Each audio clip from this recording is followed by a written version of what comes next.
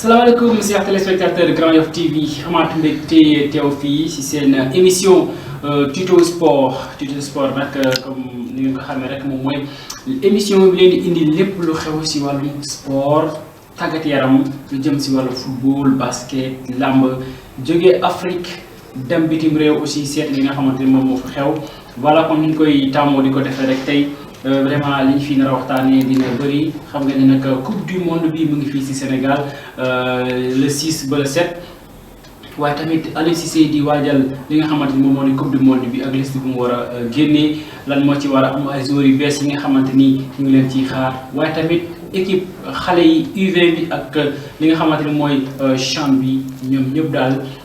def nañ jaloore gune yi les U20 ñoom ñi ngi waajal final.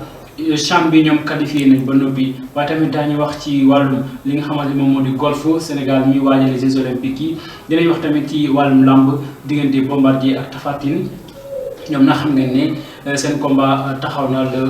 en 2023 def nañ benn face to face Ligue des champions première journée bi jàll na loolu bu ñu ko dëxëñee mbokk yi moom mooy doon li ñu fi war a waxtaanee ci wàllum sport fii si émission bi mu ànd ak El Hadji Mané si caméra bi. El Hadji Mané di ko jaajëfal bu baax a baax kon mbokk yi dañu koy dooree ak li nga xamante moom mooy Trofito mondial World Trofito muy nag le tour ñu ko waxee donc de la coupe du monde bi wër 32 équipes yi nga xamante ñoom ñoo qualifié ci coupe du monde Qatar 2022 niki le 6 ak le 7 coupe du monde bi mi ngoon fii ci Sénégal voilà donc si le 6 la yegg si fii ci Sénégal ñu tertu ko ci tertu bu rafet moom gan gi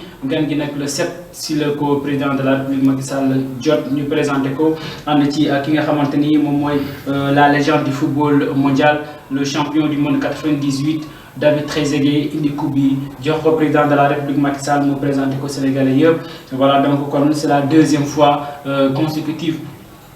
président di jot li nga xamante moom mooy coupe du monde bi brandir ko ci kanam sénégalais yi waaye tamit deuxième fois consécutive Sénégal war a dem ci coupe du monde ba troisième fois kon muy 3 fois Sénégal war a dem coupe du monde 2 fois consécutive voilà donc kon dañuy bàyyi ngeen déglu le discours du président de la République Macky Sall ci moment bi nga xamante ni si la doon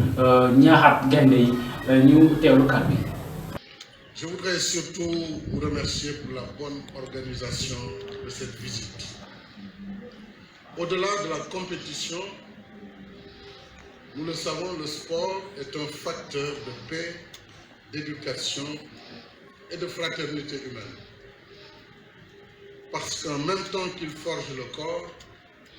il doit former l'esprit et combattre les antivaleurs que sont la violence, le racisme et la discrimination. C'est le sens de la cérémonie qui nous réunit ici. Et c'est le sens de la Coupe du monde de football qui rassemblera en novembre et décembre prochain les 32 meilleures équipes de la planète. Pour la 3e fois et la 2e fois consécutive, nos lions seront de la partie, après avoir brillamment remporté la Coupe d'Afrique des Nations. Ces belles performances confirment le standing de notre pays dans le Gotha du football continental et mondial. Tous mes vœux de succès accompagnent nos braves lions. Nous leur faisons confiance, forts de leur talent et de leur expérience. Ils connaissent le code d'honneur qui fait désormais leur réputation. Dem ba jeex. C'est-à-dire tenir haut les couleurs nationales et mouiller le maillot jusqu'à l'effort ultime, le fighting spirit chevillé au corps. J'encourage vivement nos chers lions. kaddu yoo xamante ni kaddu yi ñaax la kaddu yi kañ kaddu yi jiiñ voilà donc noonu lañ ko mën a tënkee le président di ñaaxaat gaynde yi ñu gën a poussé waat nag génne griffe yi wane ne Sénégal réewum gaynde la réew moo xamante dem ba jeex comme ni mu ko waxee voilà donc dem ba jeex boobu sax si la Aliou Cissé war a continuer moom tamit ginnaaw bi mu qualifié 2 fois le champion d'Afrique Aliou Cissé war a nag génne ab liste boo xamante ni mbokk yi mooy war a dem ci match amicaux yi nga xamante ni moom la ñu war a amal diggante Sénégal ak Iran waaye Sénégal tamit ak équipe bi nga xamante ni moom moo di Bolivie si liste boobu nag ñu ngi ci wax ne daal am na ñoo xamante ni ñu ngi leen ci yaakaar ñu ngi leen siy xaar muy ay doomu sénégalais yoo xamante ni mosaguñu sol maillot bi bokk na si Ismail Jacobs doomu sénégalais la mais jamono ji mu nga fële ca Allemagne foofee la dëkkale boppam mu ngi joué fi nga xamante ni mooy AC Monaco voilà donc muy Ismail Jacobs yàgg nañ ko dégg nag fii mais yegseegul woon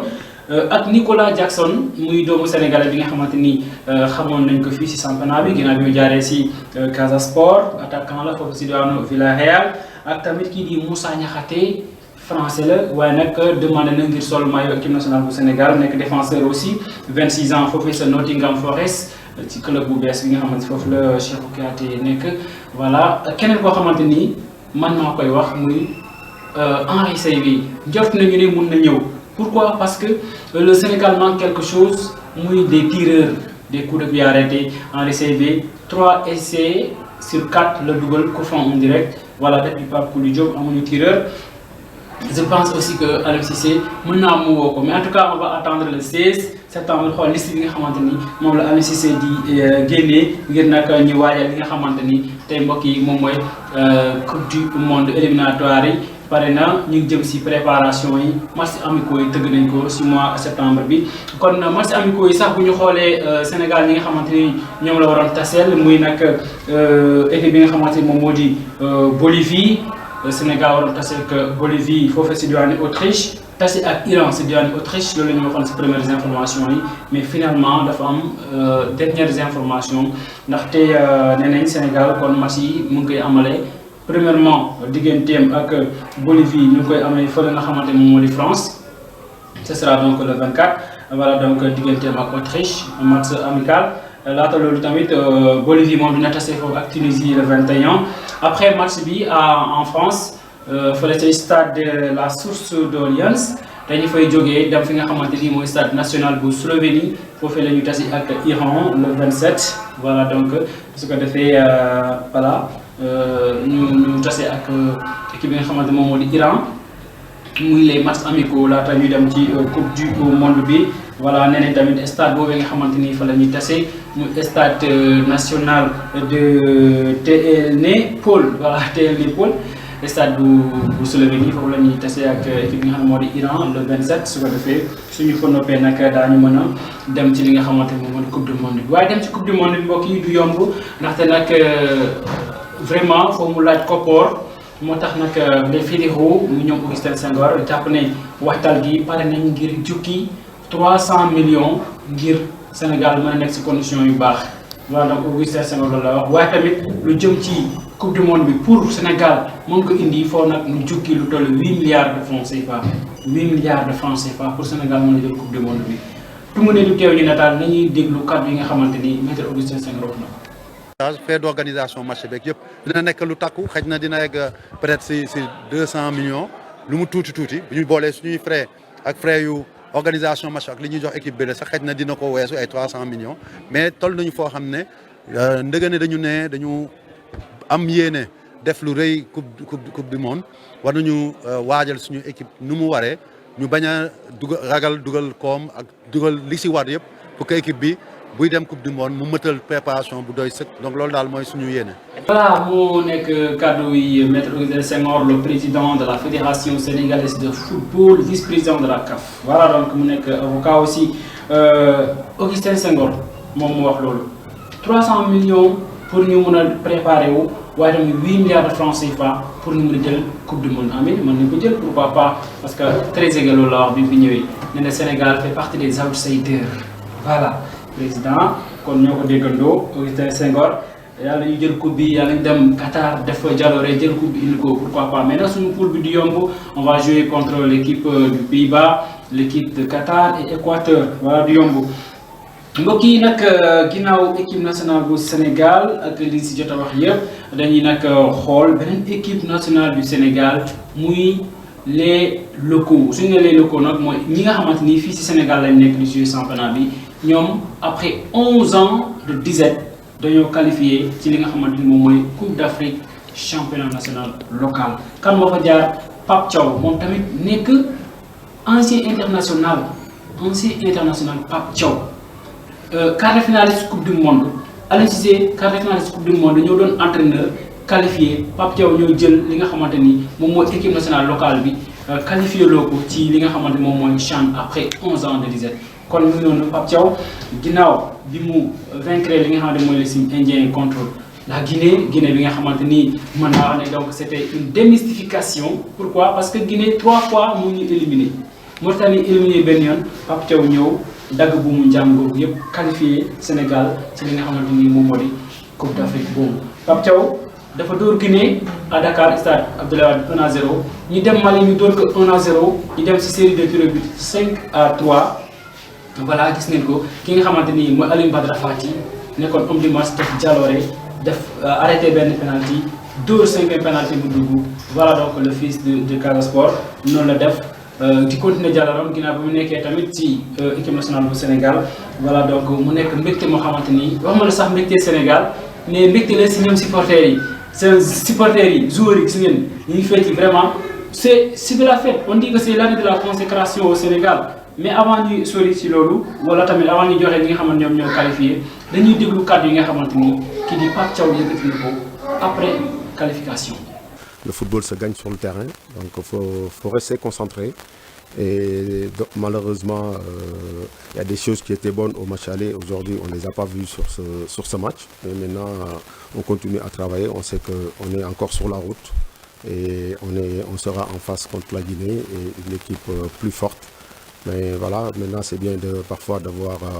pas mal de défauts pour pouvoir les corriger d'ici un mois. Non, je ne pense pas. Après, vous voyez,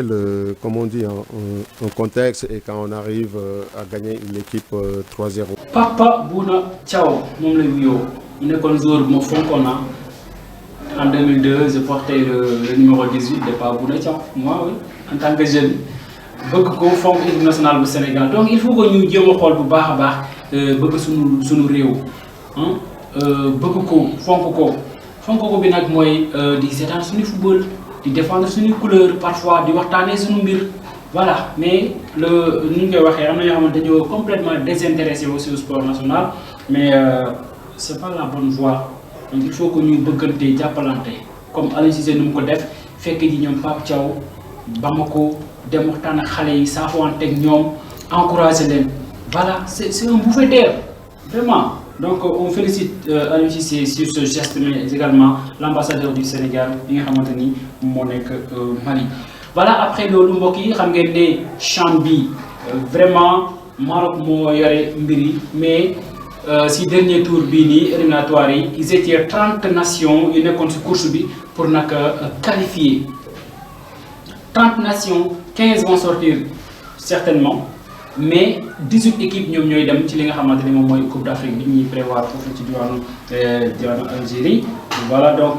15 yi ni la tëddee donc 15 ñoom ñoo demoon ci éliminatoire yi voilà les 15 on les connaît maintenant. Il y a l'équipe donc de l'Angola qualifiée. Il y a aussi Madagascar qualifié pour la première fois. Congo, Brazzaville, Ghana, Éthiopie, Niger, Ouganda, le Sénégal qui fait son retour. Soudan, Mozambique, la République démocratique du Congo damay taxaw foofu la République démocratique du Congo bi mooy 7e édition ñu amal CHAN bi Congo 6 fois dem na ko mu nekk ab record boo xamante ni kenn defu ko. Congo jël na ko 2 fois CHAN bi. Côte d'Ivoire mu ngi ci biir ak Cameroun.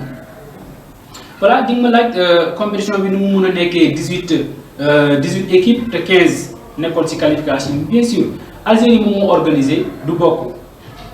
Tunisie moom moo désisté bokkul te moom moo waroon testé ak équipe bi nga xamante ne moom moo di Maroc ci préliminaire yi voilà moom dafa désisté c'est le même cas aussi que Libye donc dafa amoon kon 3 équipes yoo xamante ne dañuy exempté ñoom noonu lañ demee dañuy dem directement ci li nga xamante moo di compétition bi. voilà donc mu ngi noonu Maroc moo nekk champion en titre voilà le Sénégal qualifié après 11 ans donc mu ngi noonu ici au Sénégal ku def dara. am dara pour def lu rëy ni nga waxee am lu rëy loolee la ñu defal xale yi nga xam ne ñoom ñu qualifié parce que la fédération la Ligue Sénégal la fédération a précisé que voilà xale yi ku nekk dafay am 11 millions wala sax ku nekk dafay am 3 millions autant pour moi ku nekk dafay am 3 millions de francs CFA moom la ñu ni dampé voilà donc noonu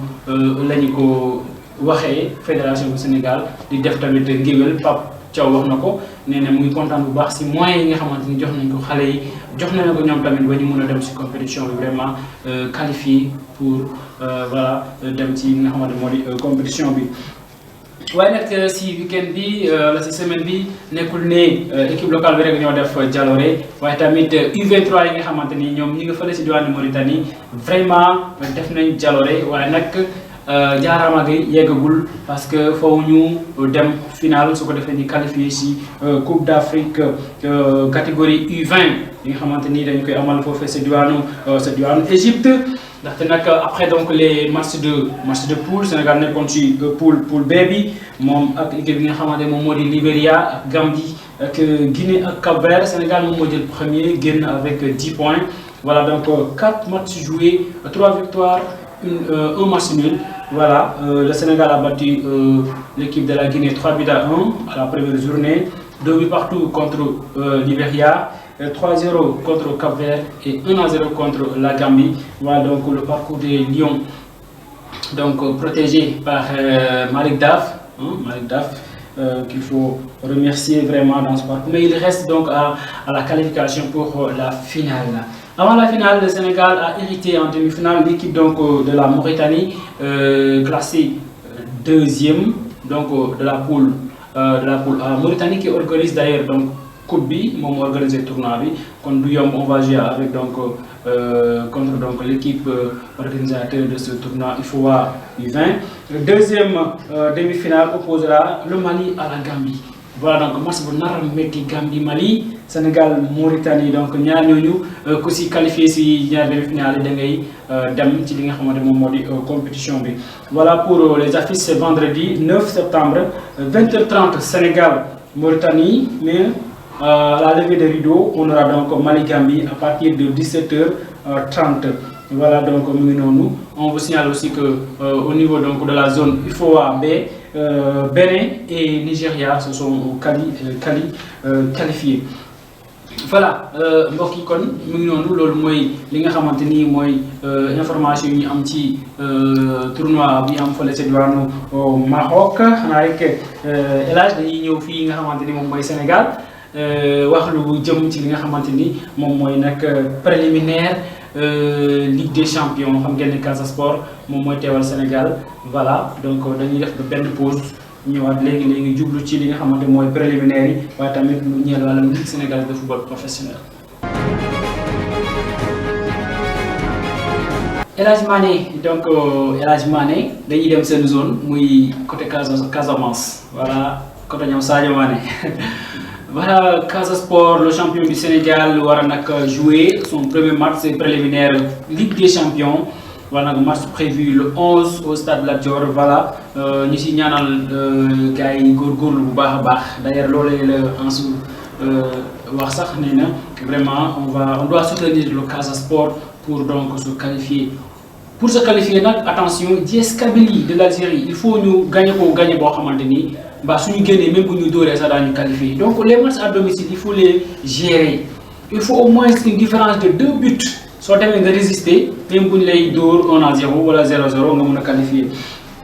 Voilà, Casa Sport, Diès Kabylie, le 11 à Thiès, au stade Lat Dior. Match bu nar a métti waaye nag supporters yi Allez Casa nee nañu pare nañu pour mën a dem supporter gaynde yi ndaxte loolee la Malamine Tamba muy le président donc du comité national des supporters nee na pare nañu pour mën a dimbale Casa Sport mu mën a jàll ci phase de poule yi voilà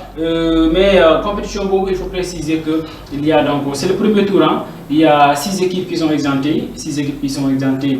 pour ce premier tour éliminatoire Ligue des Champions. Il s'agit donc de Wydad Athletic Club,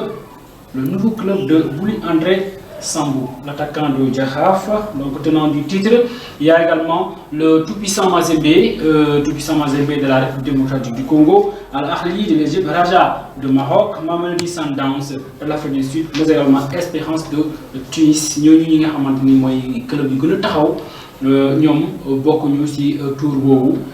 muy le premier tour éliminatoire ci Ligue des Champions. Les matchs allés sont prévus du 9 au 11 septembre, match de retour 16-18. Voilà donc moi Casa Sport. Sénégal nak Casa Sport ginaaw lolu da fay ñew djublu ci li nga xamné modi saison bi. La saison 2022-2023 a été lancée. Vraiment def nañu li nga xamné modi tirage calendrier Ligue 1 Ligue 2 si semaine bi voilà c'est ay boss bi. On connaît maintenant donc les affiches de la première journée. Parce que voilà, depuis le tirage, voilà, comme vous le voyez sur les images, on a vu des matchs très alléchants, hein, avec aussi des équipes qui ont maintenu ñëwaat nañu ci li nga xamante moo di Ligue 1 bi, à savoir donc Linguère Saint-Louis et Sonacos, voilà, voilà. Mais li ñu si mën a préciser ak cadre yi nga xamante ni Ligue Sénégal de football professionnel wax nañ ko mooy nag li nga xamante ni moom mooy droit d'image. Lu am solo parce que nous dañu farataluñu ko mais à l'extérieur les images sont protégées. Chaque club ñi koy filmer droit de télévision wala droit TV. Donc loolu nak lañu bëgg amal fi nga xamanté moy championnat du Sénégal. Voilà, bu ñu sukkandikoo ci Momar Lo avec les partenaires. Ñene pour l'instant ñoo ngi waxtaan ci comment on va gérer les matchs. C'est pas n'importe qui moy ñëw rek jël téléphone filmer wala jël page YouTube am vraiment def ay direct. Voilà, il faut ñu réglementer ko club bu nekk am ñi nga xamante ñoom ñoo yore droit d'image am voilà su ko defee ñoom ñu mën a gis seen bopp. En tout cas c'est une annonce boo xamante ni Momar Lo vice-président Ligue Sénégal de football professionnel wax na ko ne pour l'instant daal bu n'importe qui mooy ñëw rek voilà di filmer Casa Sport sa Jaraaf nga ñëw ak sa télévision wala sa téléphone di filmer di yóbbu non non donc il faut ñu réglementer ko en compagnie donc de nos partenaires. Après Sénégal dañuy dem Guinée xam ngeen ne Guinée moo war a organiser wala moo waroon a organiser Coupe d'Afrique 2025 mais ça fait des jours on sous-entend que Guinée dañuy retirer li nga xamante moo di organisation Coupe d'Afrique bi mais loolu nag ñi nga xamante ñoom ñooy waa Guinée dañu ko weddi parce que comité de normalisation de la fédération guinéenne de football ak ki ko jiite di Mariama Sy nenañ nak lolé yépp ay ñoo xamanteni dañuy sos wala bëgg Guinée ñak organisation bi ñom ñokoy wax mais visite bi nga xamanteni tukki némé ko bi nga xamanteni confédération africaine de football def nañ ko bu yagul dara bi ñëwé bi ñuy waxtaan ak ñom dañ leen confirmer né Guinée dina mëna organiser Coupe d'Afrique parce que def nañ visite yi donc lolé la Mariama wax waye ñi nga xamanteni tay ñom ñoo génné article bi dem na sax parce que joxe ñi nga xamante ñoom ñoo waa BBC ak benn journaliste bu ñuy jox turam ne ñoom ñoo def mbiri parce que nee na dañu bëgg a jaxase Guinée ak ñi nga xamante ñoo waa tax mais ñoom dinañ mën a organiser li nga xamante mooy Coupe d'Afrique te Confédération africaine de football vraiment préciser na leen rassurer na leen dina leen jàppale pour ñu mën a organiser li nga xamante ni moom moo di Coupe d'Afrique 2025 mais nag la presse donc à dévoiler des secrets de yoo xamante ni tey dem nañ ba jàpp ne sax Guinée dafay wax rek mais les 6 stades yi nga xamante ni dañ leen ko laaj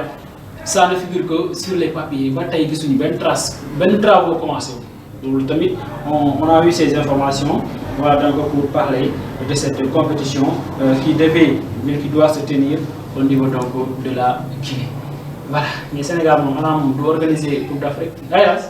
Sénégal dafa war a organiser Coupe d'Afrique de nañu defaraat suñu stade yi Demba Diop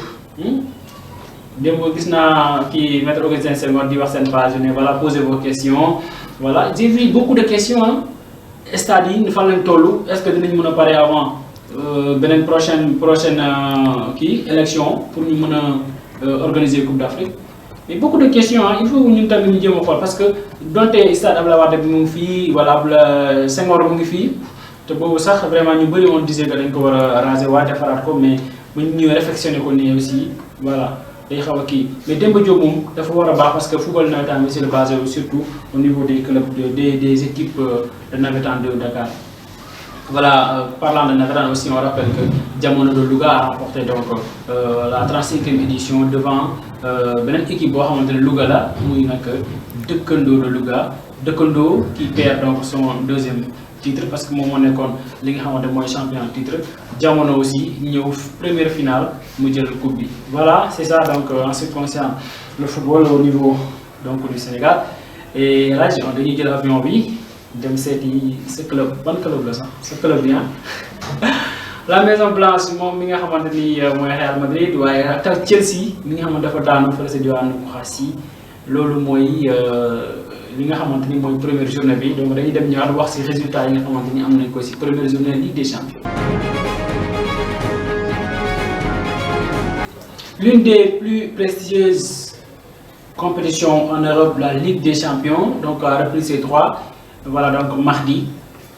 On a mardi donc match métier, on avait 8 rencontres parmi lesquelles voilà donc le Real Madrid donc qui est allé battre l'équipe de Celtic Glasgow sur un score énorme, 3-0. Mais il faut signaler que la victoire s'est dessinée donc à la deuxième période. Vers les 56e minutes, voilà, Vinicius Junior qui a ouvert le score, Luka Modric, voilà aussi qui creuse l'écart, et Eden Hazard, voilà, qui fait une irruption au niveau donc de ce club donc de l'Espagne. Eden Hazard qui marque donc le 3e but. Mais il faut signaler aussi que Karim Benzema voilà, dafa génn à la 36e minute, voilà, on disait que dafa am blessure, mais bon, nee nañ dañu ko doon aar pour mu gën a gaañu l'international français bi nga xamante ni mooy Ballon d'Or bu yàggul wala sax ki nga xamante moom mooy jël trophée de meilleur joueur de l'année. Après Real Madrid, Celtic, Chelsea, les Blues continuent donc de montrer leurs difficultés enregistrées au niveau de la Premier League.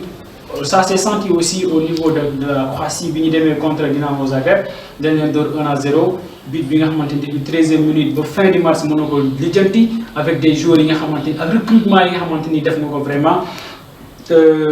il faut ñu wax tamit Chelsea la même problème am raison pour laquelle peut-être mën na jàpp ne avec ces mésaventures là moo tax nag ñu limogé ki nga xamante ni moo di Thomas Tuchel donc limogé nañ ko voilà mercredi lañ ko limogé contre Thomas Tuchel, l'ancien entraîneur de Paris Saint-Germain. Mais aussi il faut signaler la rencontre qui opposait Paris Saint-Germain à la vieille dame, donc à Juventus 2-1, un doublé de Mbappé. Voilà Paris Saint-Germain. Mu nekk équipe boo xamante ni war nañu ko minimiser parce que bu ñu xoolee départ bi nga xamante ni def na ko ren ci saison bi voilà Paris du may dara ñi nga xamante ñoom ñooy ay adversaires am. En Espagne, Manchester City moo fa dem doon buur en compagnie de Erling Haaland. Voilà le jeune norvégien xale bu ndaw voilà premier match en Ligue des Champions premier doublé le jeune Haaland di wane tamit li nga xamante ni moom lay def ci championnat bi parce que en Premier League déjà en 5 journées am na 10 buts. Donc Erling Haaland très attention ñu def ci moom ndànk parce que nekk na xale boo xamante ni dafa xam fu ñuy positionné ci surface de réparation bi dafa am taille dafa yaatu vraiment yàlla ko bind Erling Haaland doomu norvégien bi. Voilà si Ligue des Champions ba tey il y a 2 Sénégalais ñu ngi ci woon yeneen Sénégalais ñu ngi ci woon sax la parce que Abdou Diallo heureusement il a été titularisé, il a joué toute la rencontre entre Leipzig et l'équipe donc de Shakhtar Donetsk mais les Allemands ont perdu finalement 4-1. Voilà mais ñun ñu si intéressé rek laay mën a wax mooy suñu doom ji joué na suñu mbokk mi joué na voilà mais Abdou Diallo bi nga xamante ni tout récemment la dem foofu. Fodé Ballo-Touré n'a pas joué dans la rencontre entre l'équipe donc de Salzbourg et Milan donc les Milanais ont fait match nul un but partout foofee ca diwaanu fi nga xamante moom mooy Autriche. Voilà programme bi nga xamante mooy programme bi mardi Napoli day joué Liverpool, Atlético Madrid Porto. Club Bruges, Leverkusen, Ajax, Rangers, Francfort, di jouer avec Sporting, FC Barcelone, Victoria Pilsen, Inter Milan va jouer contre l'équipe de Bayern Munich et Tottenham jouera contre Olympique de Marseille. Olympique de Marseille, Sénégalais yi nag temps yi moom dañoo bañ Marseille nag. Hélas, Sénégalais bañ nañ Marseille de lu tax voilà Bamba Dieng pourquoi pas Bamba Dieng ñu capoté transfert am aussi ñu ñëwaat bañ ko dugal ci liste bi nga xamante ni mooy liste Ligue des Champions donte sax en dernières informations dégg naa ne dugalaat nañ ko ci donc pour dire que il y a un mouvement derrière Bamba Dieng pour le soutenir au niveau de la presse, surtout au niveau de la presse locale Sénégal. Nous avons dit donc c'est ça. Il faut nous voir les nous comme voilà, Bamba Dieng réintégrer donc à la liste donc des joueurs de l'Olympique de Marseille pour continuer voilà donc la Ligue des Champions. Voilà. Non, non, il y a une Coupe du Monde, donc pourquoi pas? On dit que tu vas venir sacrifier les joueurs du Sénégal, voilà, nous avons un club, un temps de jeu, et aussi on en parle aussi pour le défendre. C'est ça, hein, Elage? Voilà, voilà, c'est tout hein, pour sur l'international. Voilà, on va faire une petite pause pour parler, pour revenir au Sénégal, parler donc du golf, mais également du basket et la lutte. Voilà, c'est ça, Elage.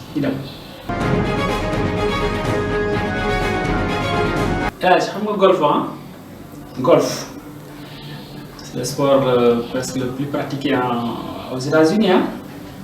Mais il y a un Sénégal, il y a des représentants qui Jeux Olympiques de la jeunesse qui le Sénégal organisé en 2026. Nous avons une discipline, nous avons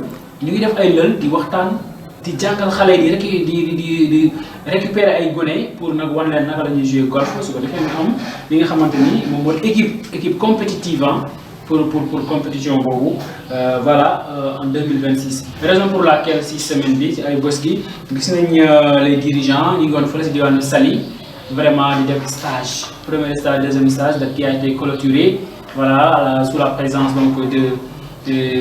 Bédi Agne, président de la Fédération sénégalaise de golf. Voilà, donc il y avait 22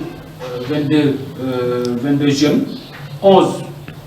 gours, 11 khalé jigéen ñu former leen pour ñu mëna comprendre naka lañuy défé golf voilà pour participer aussi aux Jeux Olympiques de 2026. Voilà, donc après cérémonie bi gis nañu aussi Bédi Agne ñu wax né dal limu bëgg jamono ji moy vraiment ñu am ben championnat bo xamné dañuy récupérer ay xalé yu bari ñu def ben championnat à l'issue de ce championnat ñu jëm xol ñan la ci mëna récupérer les jeunes talentueux nga xamanteni dañu mëna représenter Sénégal wa tamit fexé tamit ba dimbalé ñi nga xamanteni ñom ñoo ngank mbir mi rawati na directeur technique national bi pour ñu mëna am ay xalé yo xamanteni vraiment dañu mëna bok ci coupe du wala sax ci Jeux Olympiques yoy nga xamanteni ñu wara am fi Sénégal atum 2026 ginaaw golf at jëmale ci basket voilà basket cette fois-ci on va parler ici au Sénégal voilà avec les playoffs dames je m'appelle playoff nak moy les demi-finales voilà ci côté jigen ñi match aller jouer nañ ko développe dafa mu door équipe bi nga xamanteni modi Duc à l'aller 49-41 mais au match de retour les Dicheuses donc on gagnait la manche retour sur 62-59 mu nek kon ñaar ñoo ku nek am na ndam donc en basket faut ñu jouer troisième match qu'on appelle belle voilà donc la belle sera donc organisée ce que defé ñu xam kan moy finalu ci atum 2022 voilà donc c'est ça après ça aussi on a vu que Flying Star Académie basketball équipe bu Padoa bi ñom tamit dañuy descendi ci élite bi ginaaw bi ñi yexé ren donc dañuy descendi parce que match yi nga xamanteni mom mo doxon digënde ñom ak CMT bu Jigen Sor l'équipe de Padoa ñom ñoo mujj am ndam 63-58 et voilà donc ils vont se maintenir pour donc cette édition voilà donc mu ngi nonu ci ñi nga xamanteni ñom ñoy relégué aussi mën nañ ci wax équipe bi nga xamanteni mom moy Guédiawaye Basket Academy voilà ñom bi ñi ñëwé ci national 1 bi ben at la fi am dañuy waccat do massa metti na trop mais nak waruñ tayi quoi waruñ tayi parce que c'est la loi du sport UGB bu Saint-Louis aussi da fay wacc ci national 2 bi voilà élage pour ñu terminer rek le plus rapidement possible parce que heure bi wa jot xam ngeen né ci walum lamb aussi amna face to face bu amone mardi digënté Tapha Tine ak Bombardier voilà donc le combat a été ficelé par Lune Production en partenariat avec Eric Favre voilà donc ñom ñoo teug combat bobu amna face to face bo xamna def nañ ko ci ay bës ci un hôtel de la place ñu sétane kaddu yi ñaari gladiateurs yi B52 Tapha Tine lan nga fon que nous écoutons bo xolé face à face bi dañ koy organiser presque demb la ma ci waxtane ak Alim Gueye dama ko ni jarul sax chercher de gauche à droite ñëw na Sénégal pour organiser événement même si doon tay aujourd'hui on va le faire parce que dafa sacrifié wu jógee France ñëw pour événement bi et li tax ñu war ko gën a jàppale mooy yemul kese si la lutte sénégalaise day def yeneen événement boo koy suivre si Instagram da ngay xam ni donc dafa participer si lutte sénégalaise mais il fait beaucoup de choses yoo xamante ni donc am na ay salle de musculation. bu ko neexoon tey mu ne xam dem seeti beneen adversaire mais nag avance bi Eric mu ngi nii toog jour mu ngi nii toog yaakaar naa def na 1 mois ñuy lijjantil Tapha Tine adversaire Eric woo na yeneen i leader jun na ci léegi mais comme grand bi jël na ko dañuy sant yàlla bu bés waa dama lay windi incha allah loolu moom daal clear dafa leer. Tapha Tine qui parle de l'anglais ah yeah man waaye dégg na anglais de xanaa dem Amérique bi moo tax ah mu ne ko bro you do nothing ah voilà I will you voilà kon mu ngi noonu mbokk yi vraiment yegg si nañ ci ñu koy wax njëmboxtal li émission bi jeex na mu nekkoon loo xamante ni vraiment moom lañ amoon mbégte di leen ko baaxee mu wàllum sport ñoo ko gisandoo di kontaan ci bu baax a baax kon combat bi may fàttali ko en 2023 la ah voilà El Hadj 2023 sori na voilà donc di gërëm ñi nga xam ne ñoo nekkoon ci ginnaaw caméra yi El Hadj Mané doomu saabu yàgg yi di ko gërëm bu baax a baax ak la grande monteuse Aïcha dafa noppi nag Aïcha dafa noppi trop El Hadj Aïcha foo mu yóbbu ko mu def sport ah voilà dafa noppi trop ak ñi nga xam ne ñoo nekkoon ci ginnaaw comme ni ñu ko waxee di gërëm ñi ñu doon seetaan les téléspectateurs de Grand Yoff TV c'est votre télévision vraiment di gërëm waa Saloum comme ni mu koy waxee Kaolack Kër Madiabel Wakanguna Darou Salam Mouride Sabaya mu nekk zone boo xamante ni su ma ko waxee rek mooy sama zone di gërëm ñi nga xam ñoo ñuy suivre à travers l'application Grand Yoff TV mais aussi sur YouTube. Le site aussi est là Grand Yoff Info l'actualité mi ngi foofu en continuité ñu ngi ko leen koy jox bu baax a baax di gërëm ñëpp di sant ñëpp El Hadj voilà di ñaanal Sénégal am ndam yàlla na xool yëpp nekk benn macha allah ba beneen yoon.